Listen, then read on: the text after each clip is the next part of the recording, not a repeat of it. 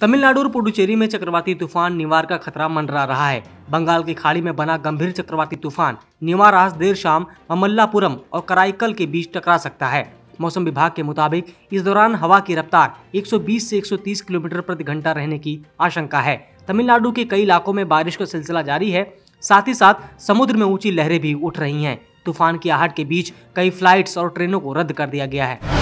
Delhi NCR में corona की गंभीर स्थिति को देखते हुए पंजाब के मुख्यमंत्री कैप्टन अमरिंदर सिंह ने बुधवार को राज्य में नए प्रतिबंधों का ऐलान कर दिया। सभी शहरों और कस्बों में फिर से नाइट कर्फ्यू लगा दिया गया है। साथ ही साथ 1 दिसंबर से मास्क न पहनने या फिर सामाजिक दूरी का पालन न करने वालों पर जुर्माना दोगुना कर दिया जाएगा। दिल्ली में बढ़ते जा रहे कोरोना से मौत के आंकड़ों ने दिल्ली सरकार की नींद उड़ा दी है।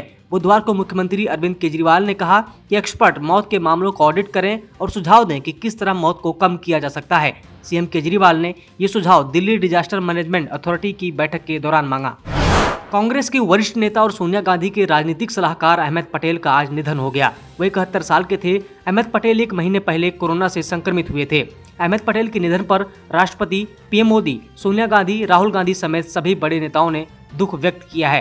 कांग्रेस की अंतरिम अध्यक्ष सोनिया गांधी ने अहमद पटेल के निधन पर शोक जताते हुए कहा कि श्री अहमद पटेल के रूप में मैंने एक सहयोगी को खो दिया जिसका पूरा जीवन कांग्रेस को समर्पित था।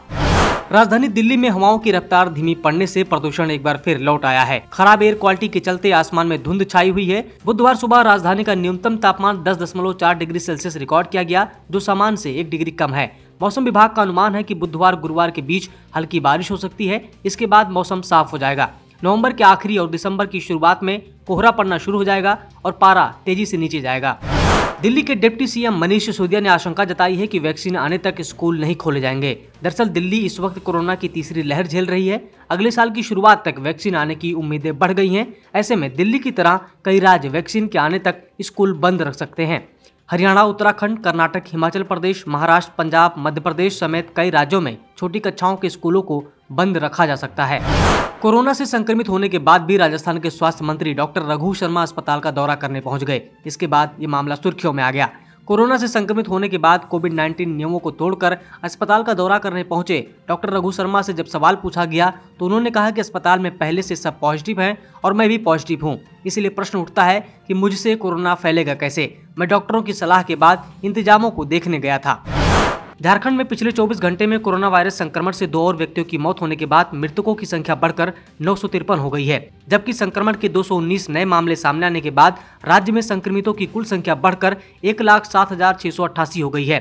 स्वास्थ्य विभाग की तरफ से जारी की गई रिपोर्ट के अनुसार राज्य में 1,04,533 लोग अब तक ठीक होकर अपने घर वापस लौट चुके हैं। इसके अलावा 2,202 अन्य संक्रमितों का इलाज अन्य विभिन्न अस्पतालों में चल रहा है। झारखंड में कई जिलों में मास्क न पहनने पर लोगों को 10 घंटे तक जेल में बंद रखने की व्यवस्था की जा रही है, लेकिन स्वास्थ्य मंत्री का कहना है कि उन्हें इस बारे में कोई जानकारी नहीं है। इसी के साथ रांची के रिम्स का निरीक्षण करने पहुंचे मंत्री बन्ना गुप्ता ने कहा कि मास्क जरूरी है, पर न पहने तो 2 गज की दूरी जरूर रखें। लोगों को एक दूसरे के संपर्क में आने से रोकना होगा। सांसों और शरीर का मिलन नहीं होना चाहिए। सोशल डिस्टेंसिंग का पालन सभी को करना है।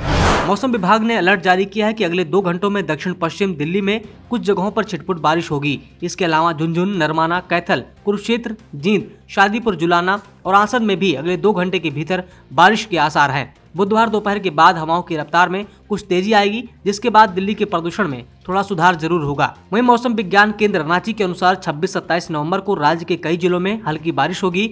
बादलों की वजह से 2 दिनों के लिए ठंड घटेगी, लेकिन बादलों के साफ होते ही फिर से ठंड बढ़ने लगेगी।